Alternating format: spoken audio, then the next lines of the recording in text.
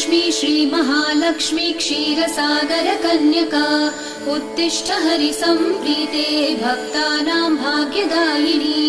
श्रीलक्ष्मी श्रीमहालक्ष्मी क्षीरसागरकन्यका उत्तिष्ठ हरिसम्प्रीते भक्तानां भाग्यदायिनी।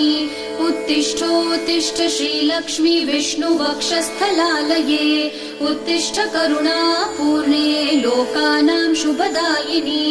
उत्तिष्ठोत्तिष्ठ श्रीलक्ष्मी विष्णुवक्षस्थलालये उत्तिष्ठ करुणापूर्णे लोकानां शुभदायिनी। श्रीपद्ममध्यवसिते वरपद्मनेत्रे श्रीपद्महस्तचिरपूजित पद्मपादे श्रीपद्मजातजननी शुभपद्मवक्त्रे श्रीलक्ष्मी भक्तवरदे तव सुप्रभातम्।